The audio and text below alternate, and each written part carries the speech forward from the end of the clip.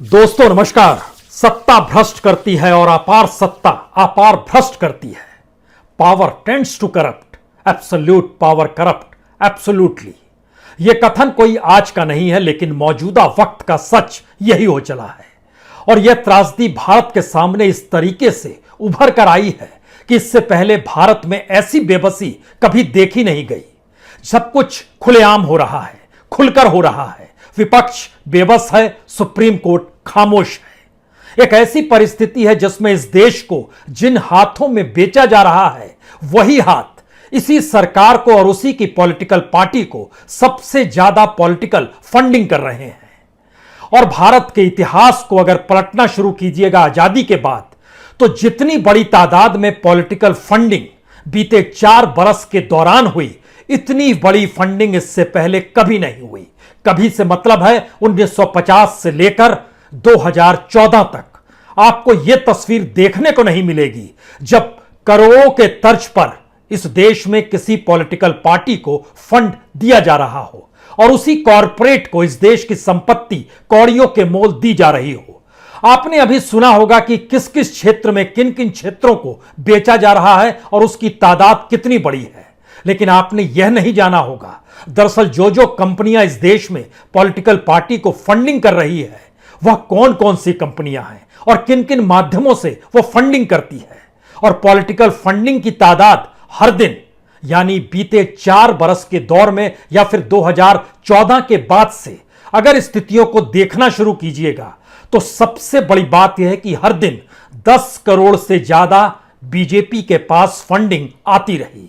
यह erectile bond से funding आई, यह कॉरपोरेट्स द्वारा बनाए गए ट्रस्ट के जरिए फंडिंग आई, यह निजी तौर पर फंडिंग दी गई। और यह सारी फंडिंग को जोड़ते चले जाइएगा तो हर दिन 10 करोड़ रुपए फंडिंग पॉलिटिकल पार्टी के पास आ रही है। इतना पैसा इस देश में कैसे आ रहा है? और अगर पैसा आ रहा है तो क्या यह ब्लैक मनी है या व्हाइट मनी है, या फिर व्हाइट को ब्लैक, ब्लैक को व्हाइट करने के जो रास्ते बनाए गए हैं, उसमें पॉलिटिकल फंडिंग करने वाले की पहचान की जरूरत भी अब नहीं है। सुप्रीम कोर्ट भी उस तरफ देख नहीं सकता है, वो आवाज नहीं लगा सकता है कि इलेक्ट्रल बॉन्ड किसने खरीदा और उसके जरिए किस पॉलिटिकल पार्टी को कितना पैसा दे दिया गया। 20,000 रुपए से कम का डोनेशन देने वाले की पहचान भी नहीं होती है, लेकिन 20-20 हजार रुपए जोड़ते चले जाइएगा तो वह करोड़ों की संख्या में आकर खड़े हो जाते हैं। लेकिन ना इलेक्शन कमीशन को फिक्र है, ना सुप्रीम कोर्ट सुओ मोटो लेने की स्थिति में है। और इस देश का अनूठा सच यह है, इस देश के भीतर पार्लियामेंट हो या विधानसभा, हर दूसरा शख्स आपराधिक मामले में गिरफ्त है। लेकिन कोई ऐसा पार्लियामेंट्री और कोई ऐसा एमएलए आपको मिलेगा नहीं जो करोड़पति या अरबपति ना हो। यानी पूंजी और अपराध इस देश की राजनीति को चलाते हैं और राजनीतिक सत्ता इस देश के सिस्टम को चलाती है और सिस्टम उसी पूंजी और अपराध को देखता है। हमें लगता है कि आज इस चक्रव्यूह को भेदा जाए और समझने की कोशिश की जाए कैसे इस दौर में डिसइन्वेस्टमेंट और प्राइवेटाइजेशन शुरू होता है और कैसे जिन हाथों में भारत सरकार की और देश की संपत्ति जिन हाथों में जाती है, वह कितनी बड़ी तादाद में पॉलिटिकल फंडिंग करते हैं। जाहिर है सत्ताधारी पार्टी के पास सबसे ज्यादा फंडिंग जाएगी, लेकिन उसकी तादाद कितनी होगी? 1,000 करोड़ रुपए, 2,000 करोड़ रुपए, 10,000 करोड़ रुपए, कितनी फंडिंग होगी? यह भी कल्पना के परे है। जब इन परतों को खोलिएगा तो शुरू में इस बात का जिक्र हो जाए कि सरकार ने अभी अभी कहा है कि अब नेशनल मोनेटाइजेशन पाइपलाइन बनाई गई है और उसी के मातहत सड़क, rail, power transmission, power generation, gas pipeline, project pipeline, urban real estate, telecom, warehousing, mining, aviation, ports, stadium, सब कुछ को हम बेचेंगे और उसकी रकम भी बता दी गई है। लेकिन सवाल है कि जिन लोगों ने इस दौर में पॉलिटिकल फंडिंग सरकार को की, वह अलग अलग तरीके से की, उसमें कौन कौन सी कंपनियां शामिल थी। जब उस दृष्टि से आप देखना शुरू करेंगे तो आप समझ पाएंगे दरअसल ये वही कंपनियां हैं जिन कंपनियों के लिए सरकार ने नेशनल मोनेटाइजेशन पाइपलाइन का निर्माण किया है और टारगेट लेकर चल रही है अगले 4 साल के लिए। इस साल इतना बेचेंगे, इतना पैसा आएगा, अगले साल इतना बेचेंगे, इतना पैसा आएगा। यह भी टारगेट तय किया गया है और इस टारगेट के तहत 21-22 में 88,000 करोड़ रुपए बेच डालने हैं, यानी इतने कमाई हो जाएगी सरकार की। 2022-23 में 1,62,422 करोड़ का टारगेट है। 2023 में यह टारगेट 1,79,000 का है और 2024 में जब चुनावी साल होगा उस बरस का टारगेट 1,67,345 करोड़ का है।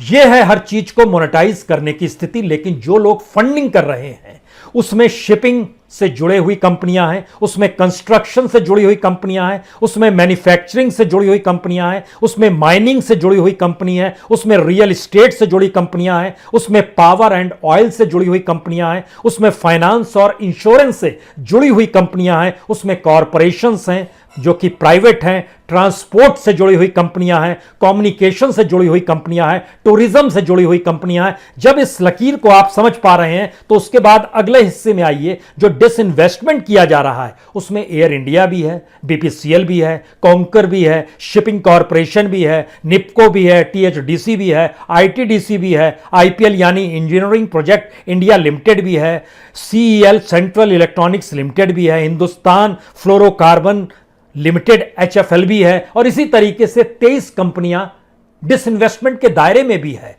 अब सवाल यह है कि इस दौर में सरकार ने कितना डिसइन्वेस्टमेंट किया और कितना प्राइवेट सेक्टर के हाथों में पैसा दे दिया और वहां से कितना पैसा पॉलिटिकल फंडिंग के तौर पर आ गया। तो शुरुआत पहले पॉलिटिकल फंडिंग समझ लीजिए। यह पॉलिटिकल फंडिंग डराने वाली है क्योंकि इस देश में जब मार्च 2018 इलेक्शन से ठीक पहले जब इलेक्ट्रल बॉन्ड की शुरुआत हुई थी कि इसको खरीदिए और आपकी कोई पहचान नहीं होगी, तो वह खरीदते खरीदते स्थिति यह आ गई कि 7,380 करोड़ जी इतने बॉन्ड खरीदेगा, यानी पॉलिटिकल पार्टीज के पास इतना पैसा आया। ये सारे बॉन्ड सभी पॉलिटिकल पार्टीज के पास गए, लेकिन बीजेपी चूंकि सत्ता में है और सारे नियम कायदे इस देश के लिए वही बनाती है और उसी की सत्ता है, तो ऐसे में जो इलेक्ट्रल बॉन्ड की स्थिति उसके साथ जुड़ी वह तकरीबन 90% बॉन्ड उसके पास गए, 7,380 करोड़, यानी हर महीने लगभग 184 करोड़ 51,59,000 रुपए हर महीने डोनेशन इलेक्ट्रल बॉन्ड के जरिए आ रहे थे। और उसको अगर कन्वर्ट हर दिन में कर दीजिएगा तो 6 करोड़ 15 लाख रुपए प्रतिदिन बॉन्ड्स के जरिए पैसे आ रहे हैं मार्च 2018 के बाद से जुलाई तक। अब आप कल्पना शुरू कीजिए कि जिस दौर में लॉकडाउन था, जिस दौर में ऑक्सीजन इस देश में नहीं मिल रहा था, जिस दौर में लोगों की मौत होती चली जा रही थी, उस दौर में भी इन्हीं बॉन्ड्स के जरिए पैसा पॉलिटिकल पार्टी को दिया जा रहा था। और उसका डाटा निकल कर आया कि जुलाई 2021 में, जो कि पिछला महीना था, अगर 150 करोड़ रुपए दिए गए तो आपको हम लिए चलते हैं अप्रैल के महीने में। याद कीजिए क्या स्थिति थी। मार्च और अप्रैल में इस देश में तबाही मची थी, लेकिन उस दौर में भी 695 करोड़ रुपए इस देश के कॉरपोरेट्स ने बॉन्ड खरीदकर पॉलिटिकल पार्टी को दे दिए। इतनी बड़ी तादाद में इस दौर में पैसा दिया जा रहा है पॉलिटिकल पार्टी को, और वही कॉरपोरेट्स दे रहे हैं जिनके लिए इस देश में नियम कायदे उनके अनुकूल किए जा रहे हैं। यानी अगर आप ध्यान दीजिए तो पहली लहर यानी फरवरी से सितंबर 2020 के दौर में पैसा नहीं दिया गया, लेकिन दूसरी लहर के दौर में भी पैसा दिया गया। इस दौर में सरकार का खजाना धीरे धीरे खाली हो चला था। इस देश के भीतर जो नीतियां बनाई जाती हैं उन नीतियों पर भी जब ध्यान देना शुरू कीजिएगा तो 2016 में डीमोनेटाइजेशन यानी नोटबंदी, 2017 में जीएसटी और 2018 में याद कीजिए कॉरपोरेट टैक्स माफ कर दिया गया, 1,46,000 करोड़ रुपए। इस देश के भीतर में ऐसी स्थिति नाजुक हो गई कि आखिर में सरकार ने उन्हीं कॉरपोरेट्स के लिए अनुकूल परिस्थिति बनानी शुरू की और उन कॉरपोरेट्स ने पॉलिटिकल पार्टी के लिए अनुकूल स्थिति पैसा दे देकर बनानी शुरू की। क्योंकि इस दौर में जो पॉलिटिकल फंडिंग बॉन्ड के अलावे निकल कर आई वह भी कोई कम नहीं है। उसको भी जोड़िएगा तो लगभग 3.5 करोड़ रुपए प्रतिदिन के हिसाब से पैसे इस दौर में दिए जा रहे थे। और यह पैसे इतनी बड़ी तादाद में थे, अगर उसको हर साल के रूप में बाइफरकेट भी आप कीजिएगा तो 2019-20 जो पिछला साल है उसको आप लीजिए, 1,013 करोड़ रुपए जो दिए गए कॉरपोरेट के जरिए, उसमें 2 ट्रस्ट भी काम कर रहे थे। और 2 ट्रस्ट इस देश के भीतर में बड़े पावरफुल ट्रस्ट है, उसमें तमाम कॉरपोरेट्स और तमाम कंपनियां जुड़ी हुई हैं। जिससे सब कोई एक साथ मिलकर आए और किसी पर उंगली और लांछन ना लगे कि अच्छा आपने गड़बड़ किया। तो ट्रस्ट भी इस देश में सत्ता के अनुकूल कैसे काम करता है, उसके लिए हमको लगता है प्रोग्रेसिव इलेक्टोरल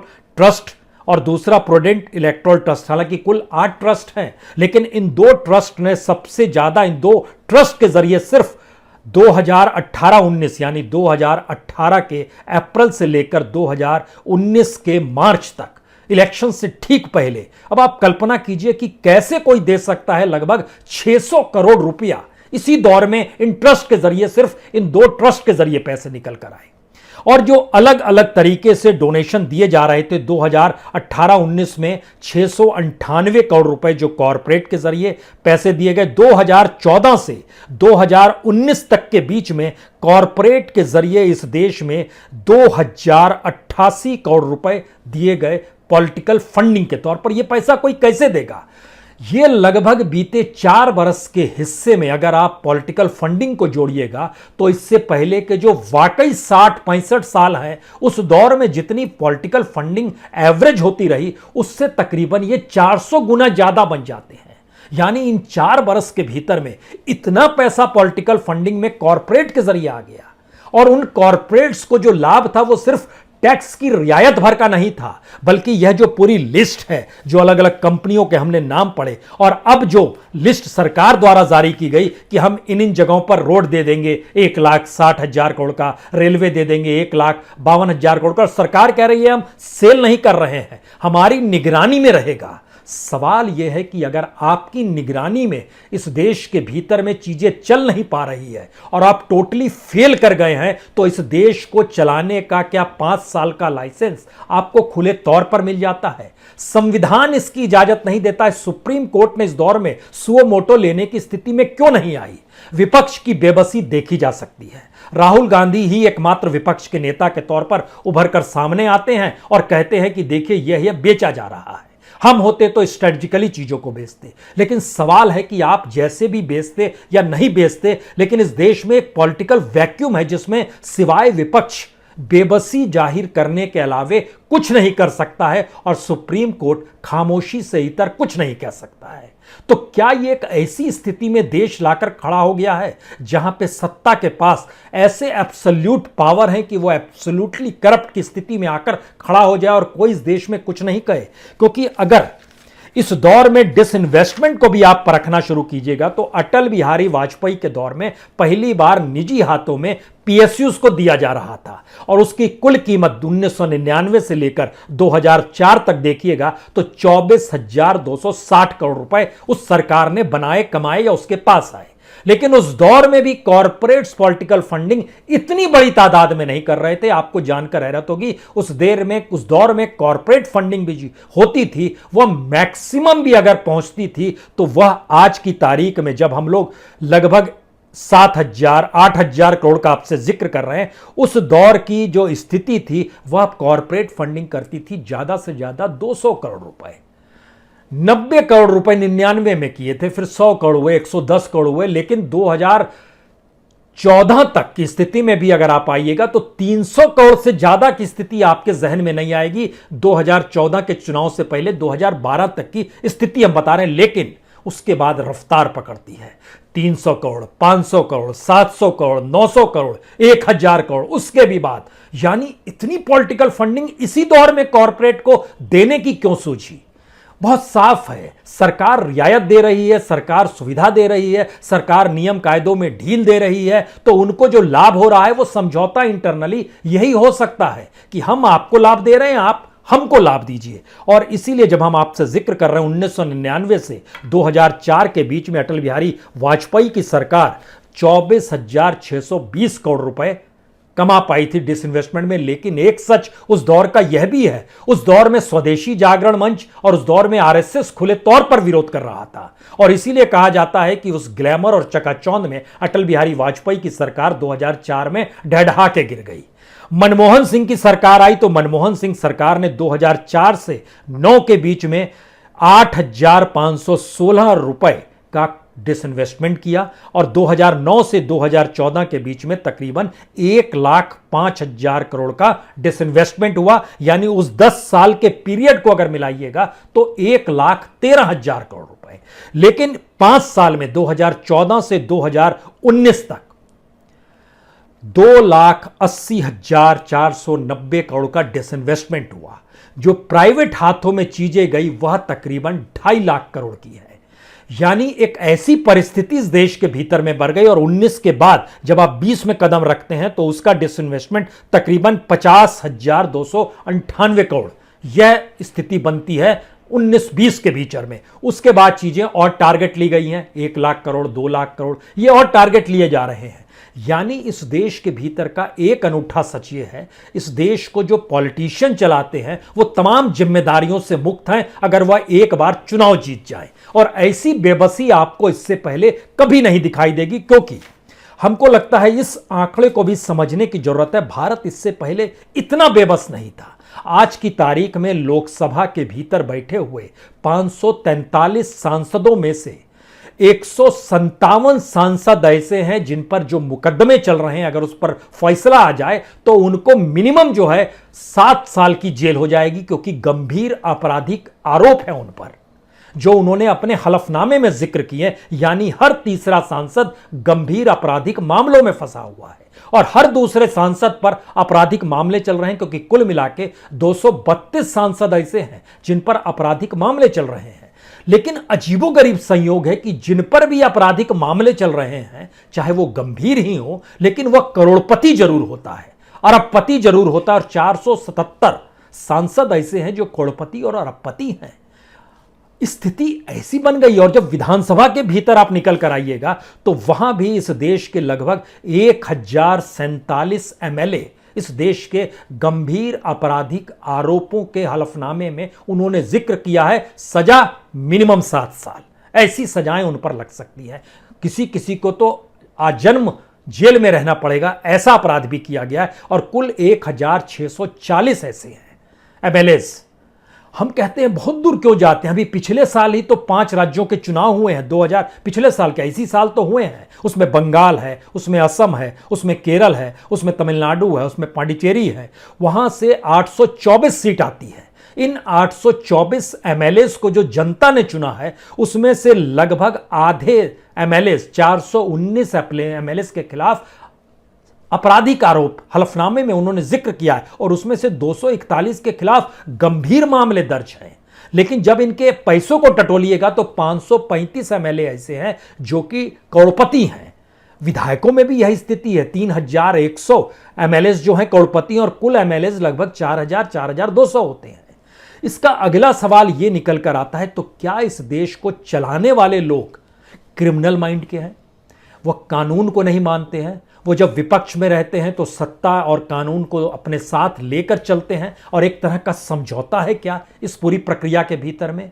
या एक ऐसी स्थिति है जिसके पास पूंजी है वह करप्ट होगा ही और जो करप्ट है वो अपराधी होगा ही? क्या ऐसी स्थिति है? और ये दोनों चीजें मिलती हैं तो चुनाव जिता देती है। और जब चुनाव जिता देती है तो उसके बाद आपको पॉलिसी बनानी पड़ती है। और पहली बार इस देश में जब पॉलिसी का खुला खेल शुरू हुआ तो फिर कॉरपोरेट्स के लिए इस तरीके से पॉलिसी बननी शुरू हुई और बनाई जाने लगी कि हम आपको लाभ पहुंचा रहे हैं, आप हमको पैसा देते चले जाइए। और यह जो था, यानी जिन कॉरपोरेट को देश बेचा उन्हीं कॉरपोरेट ने बीजेपी को फंडिंग की क्या?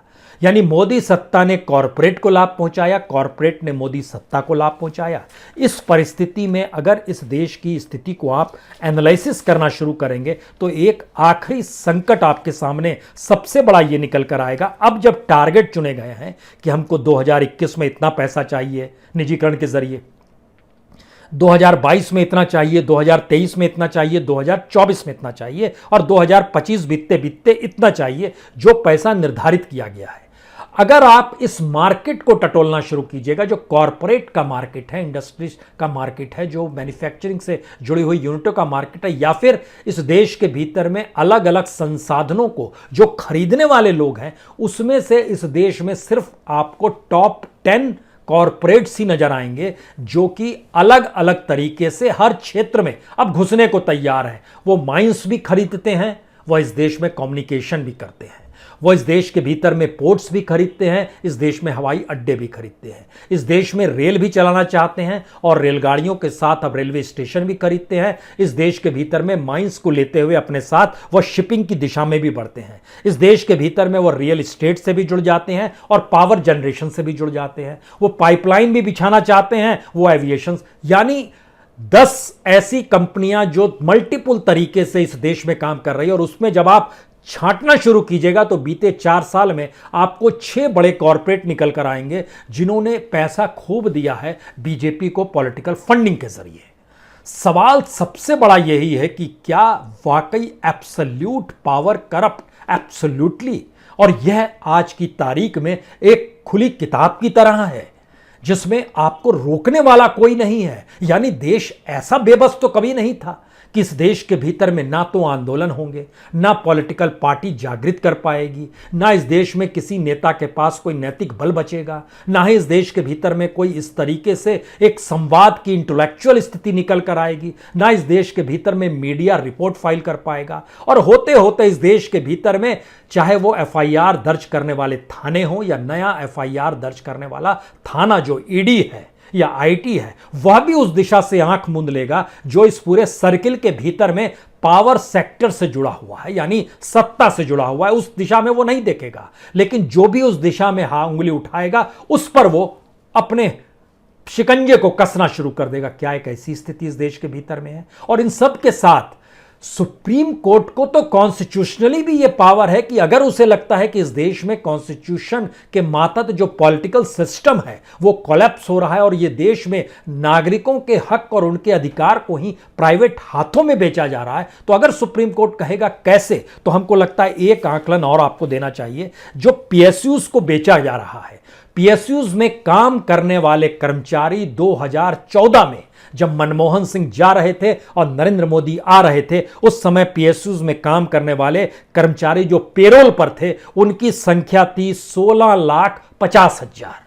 आज की तारीख में उनकी संख्या है 9,80,000। अब आप कल्पना शुरू कीजिए कि तकरीबन 7 लाख कर्मचारियों के रोजगार छिन गए, तो जिन जिन क्षेत्रों में जो जो चीजें होंगी वहां पर क्या होगा। और बरस दर बरस अगर देखना शुरू कीजिएगा तो 2014 में 16,50,000 कर्मचारी थे, 2 साल बाद 2016 में घटकर 15 लाख हो गए, 2018 में घटकर ये 10,90,000 हो गए, 2020 में ये घटकर 9,80,000 पर आ गए। तो क्या जनता सिस्टमेटिक तरीके से बेरोजगार हो रही है?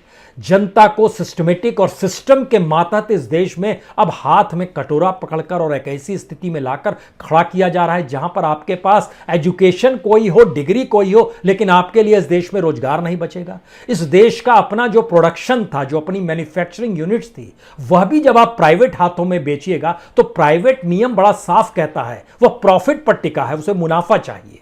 और इस स्थिति में क्या वाकई सरकार तो वेलफेयर स्टेट खुद को मानती थी, यानी कल्याणकारी राज्य की धारणा थी, उसी के मातहत तो इस देश में सबका पेट भरना है, राइट टू फूड लाया गया, इसीलिए इस देश में मनरेगा लाया गया, इसीलिए राइट टू एजुकेशन लाया गया। यानी सारी चीजें आप मोनेटाइज कर दीजिए तो इस देश में जिसकी जेब में पैसा होगा उसी को भोजन मिलेगा, जिसकी जेब में पैसा होगा उसी को एजुकेशन मिलेगा, जिसकी जेब में पैसा होगा उसी को काम मिलेगा।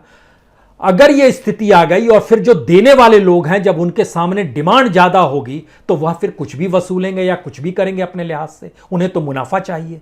तो क्या भारत की एब्सोल्यूट पावर की जो करप्शन है, जो एब्सोल्युटली की दिशा में बन चुकी है, क्या ऐसी स्थिति में वाकई ये देश बेबस हो गया है, या इस देश के भीतर में सुप्रीम कोर्ट, विपक्ष और जो भी इंस्टीट्यूशंस काम कर रहे हैं सभी इतनी बेबसी के शिकार हो गए हैं? यह एक सबसे बड़ा सवाल मौजूदा वक्त का इसलिए है क्योंकि सरकार एक पॉलिसी के तहत इस देश को मोनेटाइज कर रही है और वह पॉलिसी मोनेटाइजेशन के साथ लोगों के खिलाफ जा रही है। तो ऐसे में कोई भूमिका इस देश में पॉलिटिकल पार्टी की क्या होगी और सुप्रीम कोर्ट की क्या होगी और जनता की भागीदारी क्या होगी, यह कमोवेश अब हर किसी को तय करना चाहिए। अन्यथा 200 बरस पुराने इस मुहावरे को फिर से पढ़ लीजिए, power tends to corrupt, absolute power corrupt absolutely. सत्ता भ्रष्ट करती है, अपार सत्ता अपार भ्रष्ट करती है। बस इसे ही गुनगुनाते रहिए। और धीरे धीरे कहीं देश खत्म ना हो जाए। बहुत बहुत शुक्रिया, बहुत बहुत शुक्रिया।